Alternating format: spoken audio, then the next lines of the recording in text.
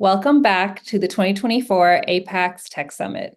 Hello, everyone. My name is Tanya Layden, and I'm the Vice President of Development and External Affairs at APAICS. Our last panel today is Content Creation and Digital Representation. The digital age has led to a surge in content creation from AA and NHPIs, particularly with the popularization of social media, podcasts, and streaming. This panel will explore how diverse communities are shaping digital culture and grassroots political empowerment, while also examining the implications for economic and social empowerment. I am thrilled to introduce our next speaker, CAPAC Chair and APAICS board member, Congresswoman Judy Chu. Congresswoman Chu was elected to the U.S. House of Representatives in 2009. In 2011, Congresswoman Chu was elected chair of the Congressional Asian Pacific American Caucus, which advocates for the needs and concerns of the Asian American and Pacific Islander community across the nation. She helps lead the Tri-Caucus, a joint effort with the Congressional Black Caucus and the Congressional Hispanic Caucus. Congresswoman Chu also currently serves on the House Ways and Means Committee, which has jurisdiction over legislation pertaining to taxes, revenues, Social Security, and Medicare. Please join me in welcoming CAPAC Chair and Congresswoman Judy Chu. Hello, I'm Congressmember Judy Chu from California's 28th District and the chair of the Congressional Asian Pacific American Caucus, or as we call it, CAPAC. I am thrilled to join you for today's APAICS 2024 Tech Summits panel on content creation and digital representation. I want to extend a big thank you to APAICS President Madeleine Milka and the rest of the APAICS team for putting together today's event. Today's digital age allows us to access amazing content through all kinds of media like social media, podcasts, and streaming services. We have seen AA and HPIs not just participate in these digital spaces, but redefine it. Seeing our AA and HPIs share their stories, traditions, and perspectives in the media is not something I grew up seeing. So witnessing how much that has changed has been truly incredible. Representation matters. And because of the help of so many of you in this room, we have a surge of Asian American, Native Hawaiian, Pacific Islanders representation in Washington, D.C. It was not so long ago that AA and HPIs were nearly invisible in the halls of Congress. But CAPAC has now been a champion for AA and HPI communities for 30 years. As chair of CAPAC, I am thrilled that once again we have a historic 23 AA and HPI members in the 118th Congress and 79 members of CAPAC advocating for our communities across the nation. And because we have a seat at the table, we were able to fight years of anti-Asian hate that were exacerbated when Trump called COVID-19 the China virus and Kung flu. When we saw the beginning of the 11,500 anti-Asian hate crimes and incidents, we fought back with press conferences, statements, hearings, and bills. We got the COVID-19 Hate Crimes Act passed, the first major advance in hate crimes legislation in 30 years. We also saw that many Americans do not know about AA and HPI contributions to this country. So we got the bill to start the creation of a National Smithsonian Museum of AA and HPI History and Culture, signed into law by President Biden, to show that Asian American history is American history. Representation matters, especially in our digital world. Most importantly, your voice matters. This is why we must bring more and more seats to the table for AA and HPIs in technology, public service, and beyond. Together, we will work towards a more inclusive America that celebrates our diversity. So thank you to APAICS and Madeleine for your work in bringing together AA and HPI voices from across sectors, and thank you to everyone joining today. Our moderator for this panel is Nguyen. Chu is the Executive Director of OCA, Asian Pacific American Advocates. A graduate from Rice University with degrees in chemistry and sociology, Chu found her way into the nonprofit sector through organizing Asian American students on campus and bridging partnerships between student groups and local Houston community organizations. Before OCA, she freelanced for nonprofits and Asian-owned startups to do community outreach and social media marketing. Please join me in welcoming Chu and the rest of our panelists. Such an honor. I'll just introduce who we have on our panel today really quick. We have Prachi Gupta, journalist and author, Sam Hyun, Director of Government Relations at the Asian American Foundation, or TAAF, and Sohee Jaskau, chef and author. So just to start off our conversation, in case some of the folks out there don't know you too well, could you each introduce a little bit more about yourself and your work as it relates to leveraging digital platforms? We'll start with you, Prachi. Hi. First of all, thank you so much for having me on this panel. My name is Prachi Gupta. I have been a politics reporter for about a decade. I mostly focus on women's media and writing for women, for and about women of color, on both podcasts, on websites, online. I covered the 2016 election for Cosmo, where I guess my most momentous moment was interviewing Ivanka Trump about the Trump campaign's family leave policy. And in response to that interview, I had the distinct honor of being called a, quote, non-intelligent reporter by Donald Trump. My writing has been published in the Best American Magazine Writing of 2021. And later I moved to Jezebel, where I published an investigative essay called Stories About My Brother that won a Writers Guild Award. And I later expanded that into my debut memoir, They Called Us Exceptional, which is about the invisible mental health and social costs that we pay, particularly as immigrant and children of immigrants, to buy into the American dream and how chasing that dream can actually tear a family apart. That book was named one of the best books of 2023 by Amazon, one of the best memoirs of the year by Audible, and nominated for a Goodreads Choice Award. And in general, my work focuses on destigmatizing mental health care for children of immigrants, breaking down gender roles and stereotypes, and really aiming to build compassion through storytelling. I've also written for The Atlantic, The Guardian, Harper's Bazaar, and often offer commentary at outlets like MSNBC and NPR. And I think that digital platforms are really important in helping destigmatize some of these really difficult topics that people don't necessarily know how to talk about face-to-face. But when we talk about them online and have people modeling what that looks like, it actually opens up a tremendous space in people's personal lives to begin having these conversations. Thank you, Prachi. We'll return to the mental health piece and being online, actually. Sam, how about you? Cool. Sam Hyun, the Director of Government Relations for the Asian American Foundation. I think, from TAAF's standpoint, the reason we were founded in the first place was because of the rise in anti-hate towards the Asian American community. And so a lot of that was actually due to, the rhetoric that was happening online, especially, you had former President Trump, continuously saying over and over again things that were blatantly xenophobic, such as, Kung flu, China virus, and perpetuating, or reinvigorating, the yellow peril.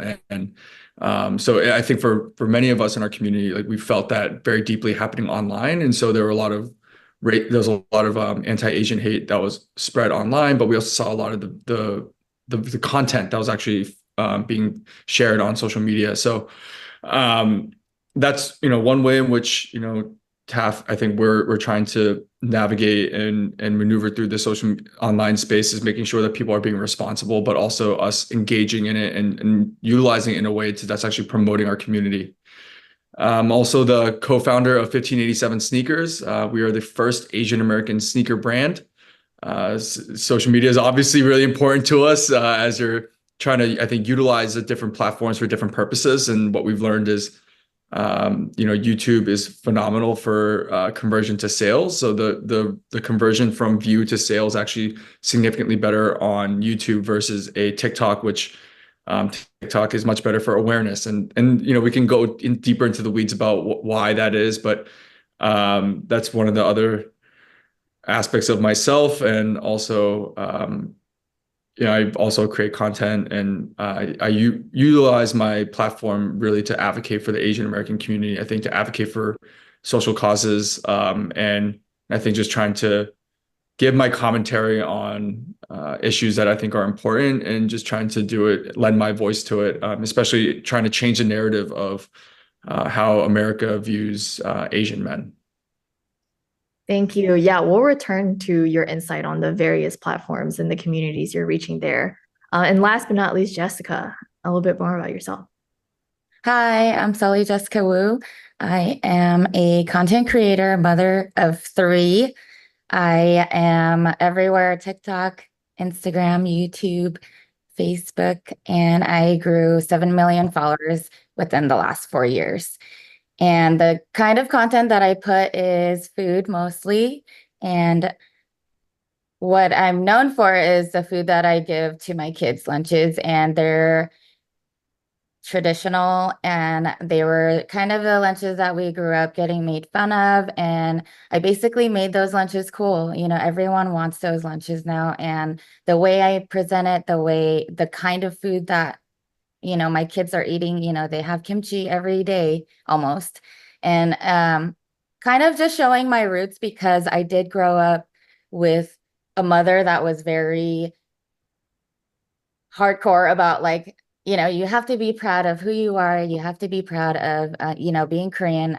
I'm also Hawaiian Chinese also, but, my mom really ingrained that into me, which was a good thing, because I love being Korean. I love going to Korea every summer. And so basically my content showcases that in just like a real genuine way, because I love who I am and where I come from, and I just get to share it with the world now. Thanks for sharing, Jessica. And I'm really glad that we have Asian American women in media on this panel, content creators and journalists. Just to start with you, Jessica, to build on what you were just sharing, as an Asian American woman creator, there are 2 aspects of your identity that are oftentimes challenged in the space of content creation and also in food, right? First, as a female content creator and chef, what are some challenges that you faced, like at the beginning or still face now? And then layered on top of that, being an Asian American woman. Can you share a little bit more about that? Yeah. So in food in general, I feel like it's dominated by male. Restaurants, sous chefs, everyone is male. And I think just recently, women are just being recognized and being awarded, and just more, and also there's probably more women in the kitchen as before. But I think with media, it's a little bit easier to showcase women in culinary, in the culinary world, even on Food Network. Like, the highest paying person is probably Guy Fieri, like, why is that? Is he better than anyone? Yeah, he's great, but there's so many other chefs that's talented. And that's like where the barrier is. Even with me, I feel like I'm in a really good space as a content creator that's Asian, that's a woman, that's a mother. I hit all those points where people look for me and look for my type of audience. But am I going to get paid more than a younger, white chef that's, doing the same thing I am? Probably not. Like, he's going to get paid more, and I think those are kind of just what we have to, like, I accept it because I know our society, like, I know where we are. But me being at the top Asian woman creator doesn't get paid the same as a, half my age kid that probably grew up with way better resources than me. So, I think those are the real life things that I struggle with. And obviously just being cool, like, I'm older, these people are younger, they know what's happening, they have more time. So yeah, I think I don't really compare myself to them, but those are just like the realities of this career. And putting out content where you're just your lunches, like you said, were lunches that when we were all growing up were made fun of. did you receive any initial backlash at all in terms of like, folks just hating on, like, there's a lot of hate on media, of course, one of the dangers that I want to ask Prachi about, but what about yourself? Did you face any of that, or did you really have were you lucky to have a strong community? Yeah, I mean, I get haters all day, every day. All day, every day.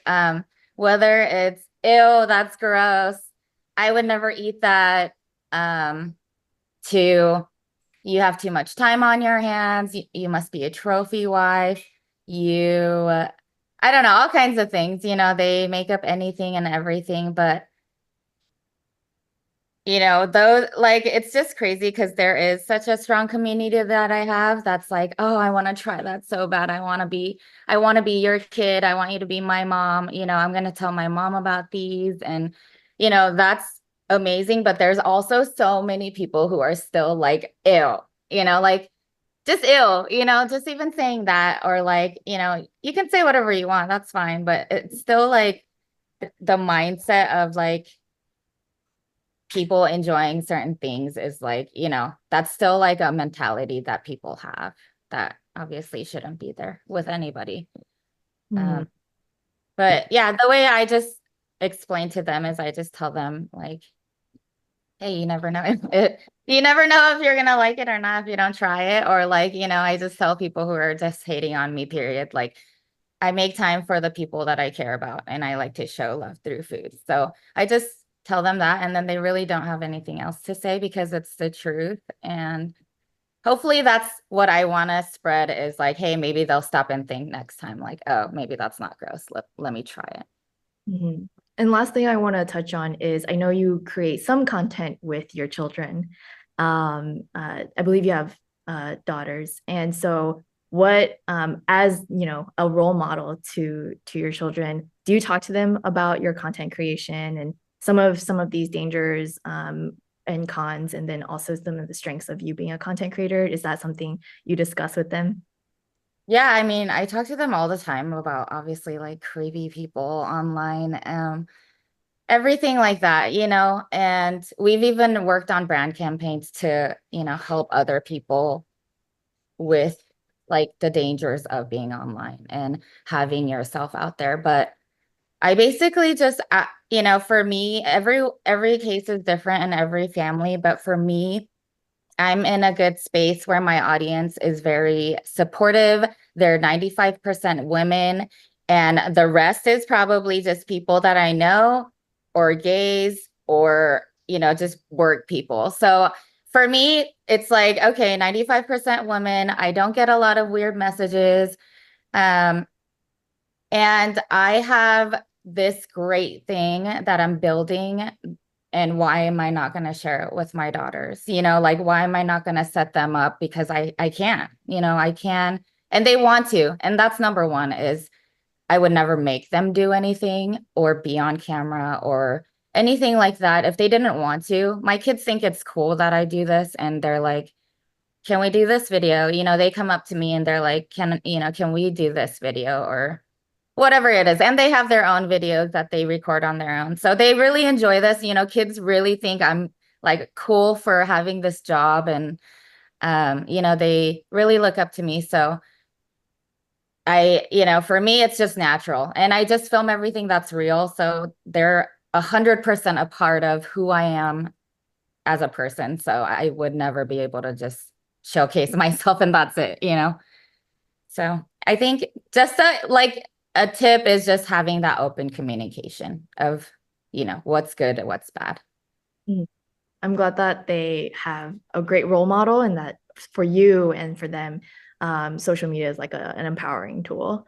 And that leads me to Prachi, in terms of your work as it relates to Asian American youth and women online. You were talking about leveraging these online spaces to talk about difficult subjects. And like Jessica just mentioned, there are also dangers online. We know about cyberbullying, things like that. Can you speak to what you've seen or what you've been working on as it relates to these two communities being online?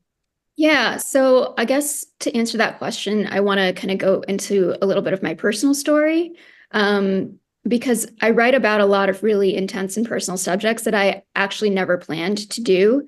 As a politics reporter, I was always a little removed from the story. Even if my views may have shaped something, I wasn't directly in the stories that I was writing about.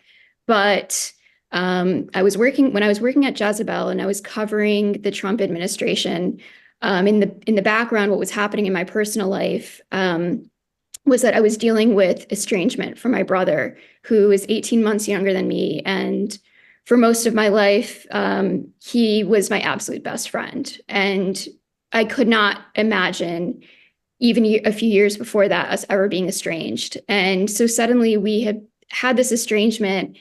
And the crux of it was political ideology, was that I am a feminist and he had started to espouse some pretty strong men's rights views. And that became something where we didn't know how to really see each other as full people anymore.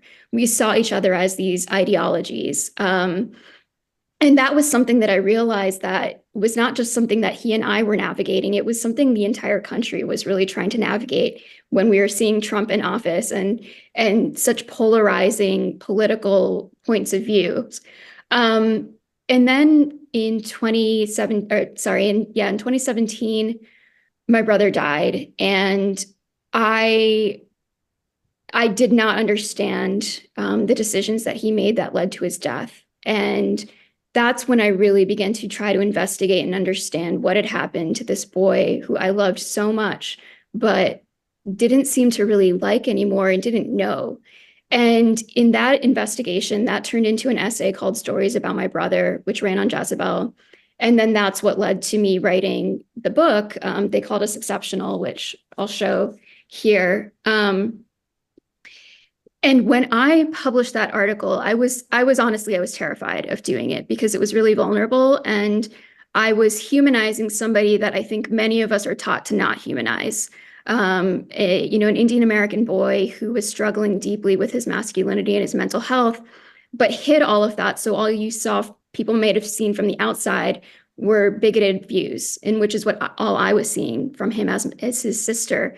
And in the essay, I really went deeper into that and what shaped that. And what I began to understand is that in American history and the portrayals of Asian American men in the media have a long history of emasculating men and fetishizing women. And this sets us up to experience race very, very differently. So you can have people who grow up in the same family, same household, love each other immensely, but because of the way that we've been treated under white supremacy, we're set up to almost to be enemies as adults. And this is wrecking our families. And kids and young adults do not know how to navigate this, especially now when we see the widening political polarization in this country and the rise of people like Jordan Peterson and Andrew Tate, who are preaching this kind of masculinity that leans into all of these toxic ideas that are actually further isolating men rather than connecting them. And we lose this ability to connect with each other. And so I really wanted to write something that was going to help people, especially siblings, men and women, navigate these conflicts without turning against each other and realizing that we actually do have a common source of pain, and that so often lies in our racial identities and how they're being weaponized in this country. And once we begin to understand that, I think we can actually have some of these hard but difficult conversations with more compassion for each other. So that's one of the things that I aim to do with my writing. And the other thing that is really important to me that affects all of this is mental health.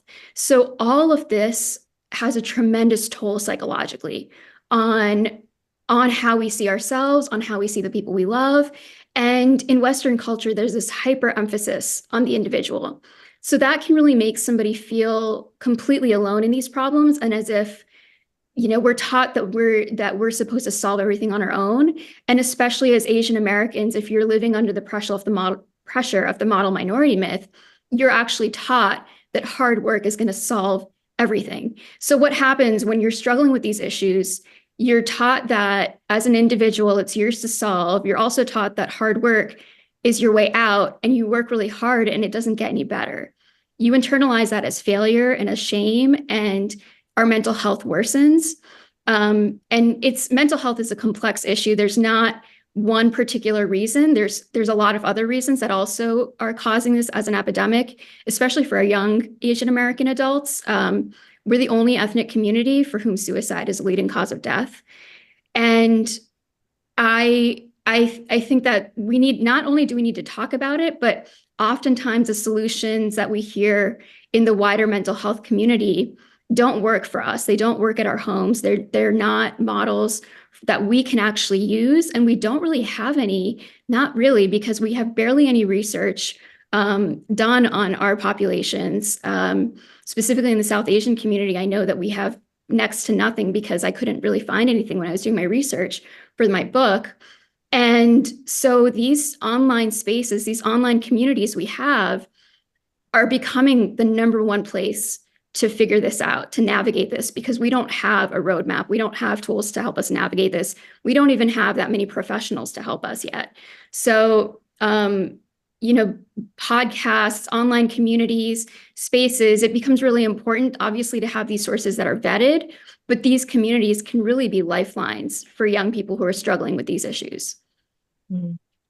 Thank you for sharing all of that, Prachi. And you provide a good segue in terms of what you just said, as online perpetuates the danger of viewing people as just ideologies and not as full humans. And so then, Sam, you straddle two worlds of like your advocacy work through TAAF, and then the world of like culture, pop culture, via your personal platform and your sneaker brand.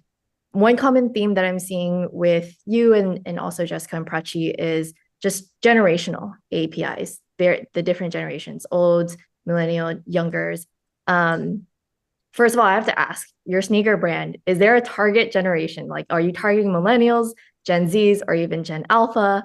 And then, through both your brand and in TAAF's work, what are some challenges either working with these different generations or targeting, whether it's like targeting misinformation in the older generations or just narrative in younger generations? Can you share more about that? Yeah, that's a great question. I think for, at least for the sneaker brand, anybody and everybody, right? We really want to be for everyone, and our main ethos of our brand is we want people to be unapologetically themselves. And part of it is one thing I hear is, oh, like, I'm not cool enough to be wearing leather sneakers. I'm like, that's bullshit. Like, why can't you? Like, why can't you express yourself in the way that you want to, instead of, having to wear clothes that you think that society says is okay for you to wear? Clothing, fashion, everything that we do is an opportunity for us to express our personalities and who we are, and allowing yourself to age yourself out of a category of a brand that is celebrating you and your community, I feel like is just sad. So for us, we try to reach everybody, and granted, the price point will vary. So we're actually launching a new shoe in a couple weeks that will be much cheaper than our original shoe, because we're also trying to be accessible. So it's not just the age, but also financially, like, we're trying to make sure that we're hitting all the demographics. To answer your larger question regarding generations, it's really challenging, actually. I've talked about this before. It's interesting that Prachi was talking about this. I talked about this on a panel in terms of how I came to forgive my dad. He's a immigrant father. Speaks pretty good English, but he walked out on my family when I was 13, and he walked out on my older sister's family when she was 10, and so this pattern of walking out on families, and now he happened to walk away, and I can definitively say that it wasn't, we didn't really face issues in terms of domestic violence or substance, at least like for me, it wasn't substance. I know my older sister did experience and witness some substance abuse from my dad. But it really helped me understand the mindset of many of our immigrant fathers and parents. And, when you come to you come to this country and there's no support system, there's no network, there's no resources. And on top of our cultural challenges in terms of shame that we place onto people for not, quote unquote, succeeding, the misconceptions of America, where, you know, America, if you come here, you can pull yourself up by the bootstraps and you can be whoever you want to be as long as you just do the right thing. But, you know, at TAAF, we actually just updated our status index. And what we found is that you're not going to, Asian Americans will not be able to succeed our way out of anti-Asian hate and biases and stereotypes. In fact, by us trying to really amplify and just rely upon our successes actually contributes to the animosity, especially when there's still a lot of the misconceptions and misunderstandings between other communities of color that exist due to the model minority myth and the yellow peril and the perpetual foreigner narrative. So when you take all that into account, on top of the fact that you have a lot of bad actors who are weaponizing our trauma, weaponizing our lack of access and our isolation from the rest of American society due to language barriers, and weaponizing those silos to then push harmful misinformation. It makes it really challenging, on top of trying to also work through cultural barriers of older generations having a more difficult time listening and validating the opinions of those that are younger than them. But also, you know, we also have a challenge where you have a Gen Z that grew up in an era in which there wasn't a lot of discourse through utilizing nuance, and a lot of it is talking at people, right? Because like you're making content, you're on social media, you're not actually engaging in conversation and discourse. What you're really doing is you're just talking at people. And the problem with that is that there's a lot of the likes, clicks, and engagement that you get that seemingly validates what you just said, when reality is it may reflect a way that people feel, but doesn't actually reflect what the real solution or the pathway to success is. And so you have two things. You have an older generation that doesn't quite understand social media, but yet is still engulfed in it. And there's messaging platforms like WeChat, you know, Kakao Talk, you know, that they're using, right? And on YouTube, they're being pushed, where a lot of our older generation is getting their news and their information from. YouTube is really pushing them a lot of disinformation that is explicitly done on purpose. And then they're also they're not crossing over into the various platforms that each generation is on. And so, you know, we already had cultural challenges in terms of you having those who do not quite identify as Asian American, but the rest of us do, right? Our older generation. And then you have this younger generation that has, you know, really defined their identity around race and being Asian American, and trying to communicate and be understood by older generations that don't experience it the same. That is like, we can't even begin to have a conversation. Therefore, we haven't even come close to the solution. And so one of the Instagram lives that actually we did an Instagram live that really changed the trajectory of my career. I did that with my mom, where we just talked about what it means to be Asian American. And that story ended up being put on the front page of the Boston Globe. But one of the things that we talked about was my mom didn't identify as Asian American until like 27 years of living in this country, and when she went back to Korea for the first time. Most of our family members, our older generations, do not identify as Asian American. They don't identify through their identity through the basis of race. They say, I'm Indian American, or I'm Indian, I'm Korean, I am, you know, Cambodian, I'm Hmong, right? And so we're talking in the same language, but we're not actually talking about the same thing. And social media certainly has done a lot, I think, of educating a lot of people outside of our community, but it's also caused a lot of challenges within our community as well.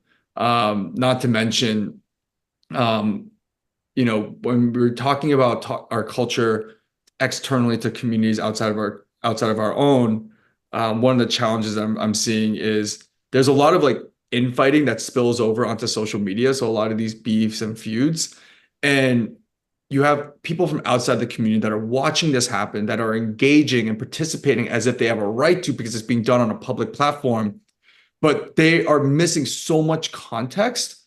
And so they're walking away with maybe, you know, a new experience as actually, you know, a negative one, or pushing us backwards, and causing a lot more of the animosity and the differences of opinion. So I have a lot of mixed feelings about social media. And I actually get pretty frustrated, I think, with a lot of the creators who I think are using their platforms incredibly irresponsibly. And the challenge is, we've gotten to a point where creators have so much influence that it's almost like you can't tell me I'm wrong. Yeah. And the reality is, like, most of us are going to get it wrong most of the time, and we all have to have enough humility to be able to take a step back and be like, you know what, you're right. I'm going to take the L on this. Yeah. Yeah. It's, you just showcase like the good, the bad, the ugly of like the Asian American community on social media, and want to bring it back to Jessica because honestly, like this is where I love food. I love the food and bev industry because beyond everything we've just talked about in terms of digital platforms and the communities, the opportunities, food specifically seems to be also an avenue that spans not just like generations, but cultures, right? And I didn't ask where each of you are based, and perhaps, with social media, perhaps it's best that we don't know where you're based for your safety sometimes. But I feel like, Jessica, I think your content reaches people from beyond where you are physically located, right? That's something that social media has allowed. Like your bento boxes and cooking are not just something that the children in your daughter's schools see, but children all over the country and their parents get to see. And so for me specifically, seeing someone like you put out these lunches, like there's healing. There's an element of healing for me to see an Asian American mom like you not only be sharing this kind of food that I was once made fun of, but to be successful because of it. And so I want to bring it back to then, what are some ways that you've been leaning into like your Asian American identity and the support that you've garnered because you're so broad reaching, either support garnered like from the different realms of the internet, or in your own community at home or in person, to keep you going through this work despite some of the hate and some of the inequities you still face, whether that's like getting paid or brand deals, things like that. That was a lot. I think the most meaningful things are when people are like, I don't have a really good relationship with my parents. I don't have whether it's a child messaging me that or like an adult that's like, I stopped talking to my mom when I was 16, or, I get so many of those messages, and it's like, it's cool because it's beyond food. It is cultural and trauma and healing, it's all of those things, which is tied to food, it's like all those emotions.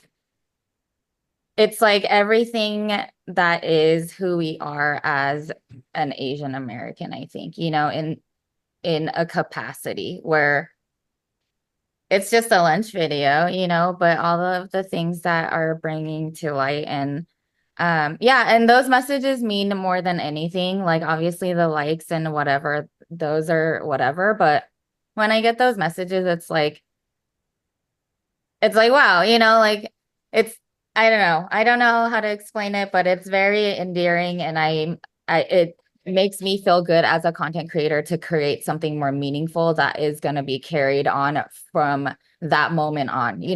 That feeling is going to carry on through the next generation when they're making their lunch for their kids, and so that's kind of what makes me happy doing this kind of stuff and sharing who I am or where I came from, because I wanted to be like everyone else.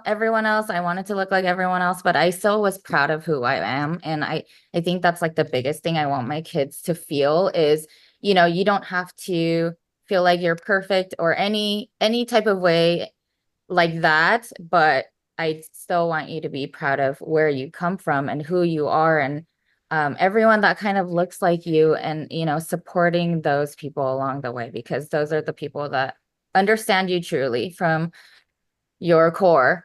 And I also do messages at the end of the videos. So a lot of my videos are popular because of the message at the end, which is a note I write for my kids, but now it's for everyone in the world. And whether it's sharing that it's API month or, just sticking up for yourself and who you are, just little messages that are, not so grandiose, like in your face, but hopefully those kind of messages can stick into some people and hopefully it can spread more openness and kindness in the world.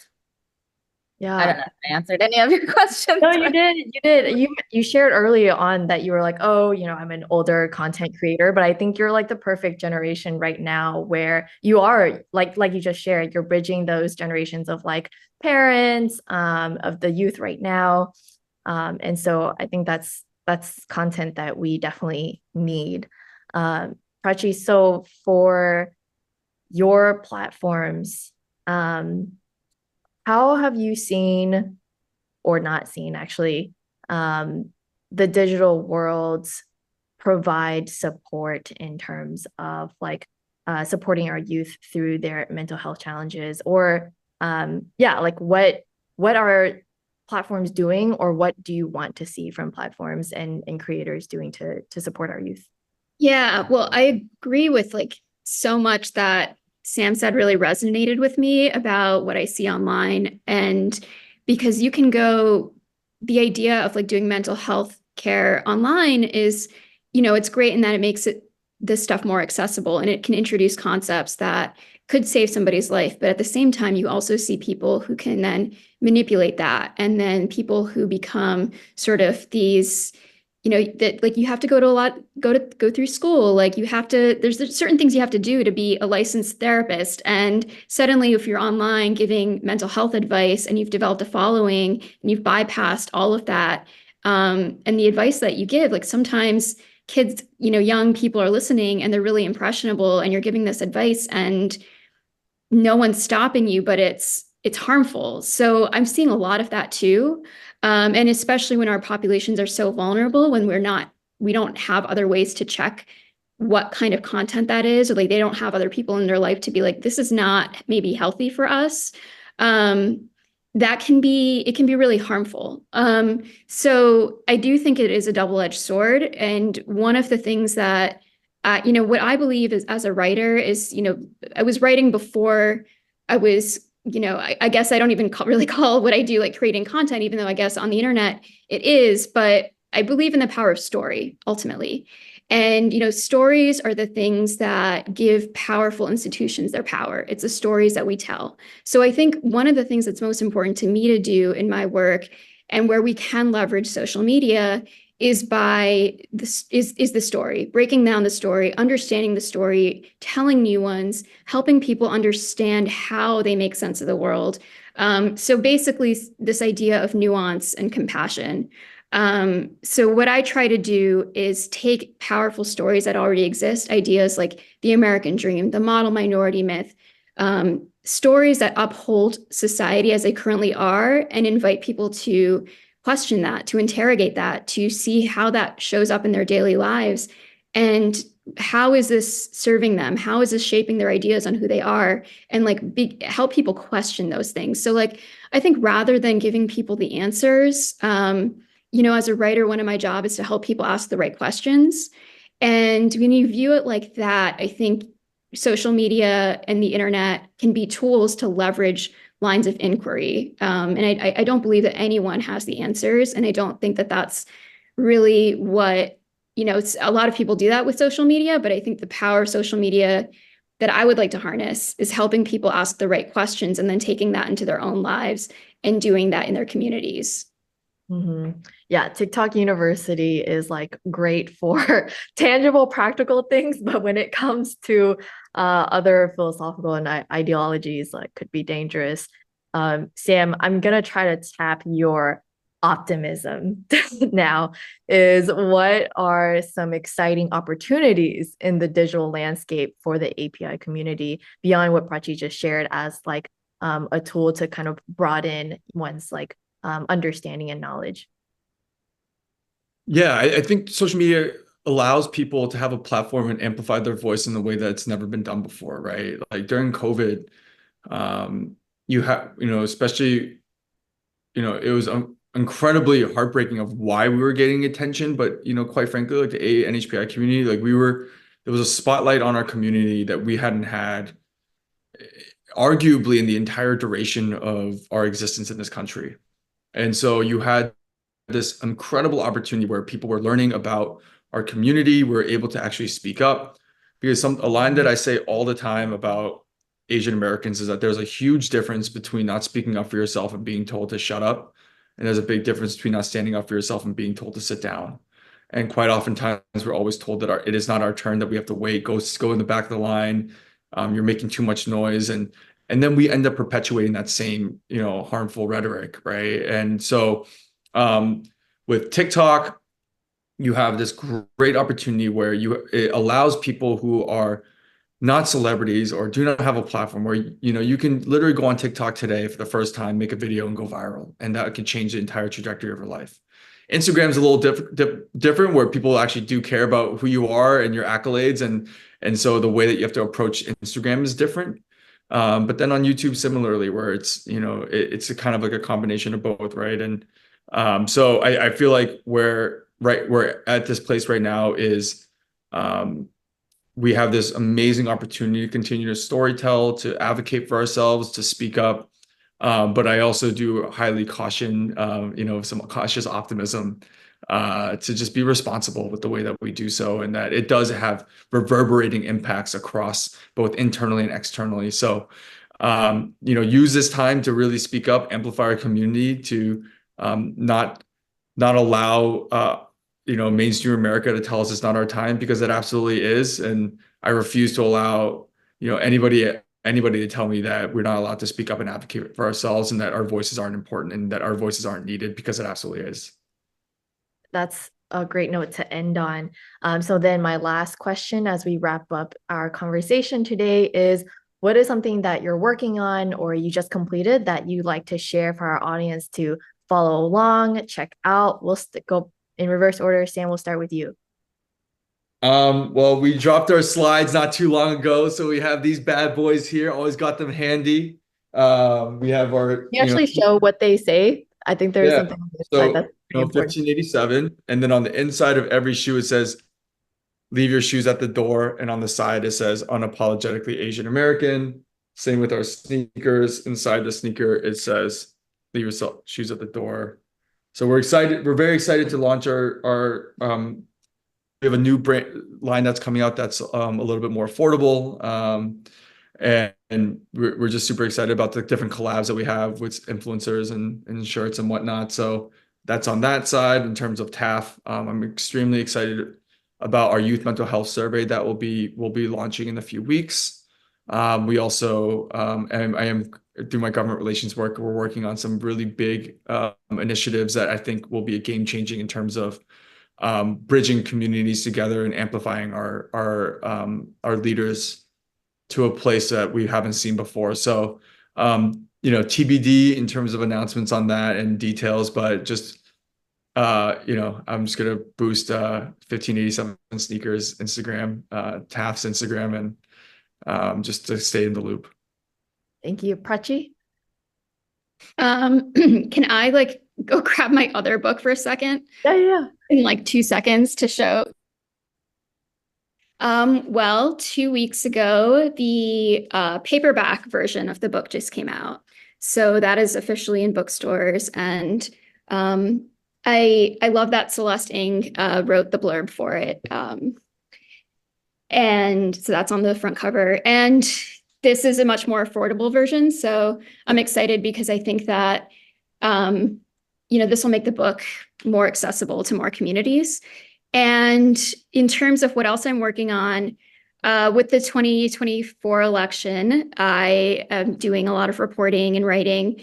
And one of the issues I'm specifically interested in is Indian American exceptionalism and how the story of success is being used, again, to peddle the model minority myth and to tell a very specific story about Indian Americans in America. and how our success is innate. And part of what I want to do with my work is make that story a lot more complex and explore the reasons why that this immigrant group has succeeded to this extent, and the baked-in privileges that many people in my community have, and then how that translates into politics. And we're seeing that play out in this election in two very different ways. Thank you, Prachi. And I think the campaign you're talking about, they love food a lot if you've been following along. So Jessica, what are some things that you working on or recently completed? I wrote my first cookbook called Let's Make Some Lunch. And then I also just dropped my bento box collab. So it comes with notes, the bento box, and a little cute container. Awesome. And where can we find your bento box? The bento box there's a link on my bio, so come find me at Sully Jessica. It's with little spoons, so you can find it there. And then I'm also in a lot of politics because I do a lot of politic content, and I'm hosting a watch party in Las Vegas. So that's my next exciting thing. Awesome. Well, I don't know if this is going to be on YouTube, but you can subscribe and I'm sure they'll edit in your handles everywhere. But thank you all for a really insightful conversation on each of your digital platforms and the Asian American community in different generations. And we'll see you around on social media. Thank you. Thanks so much.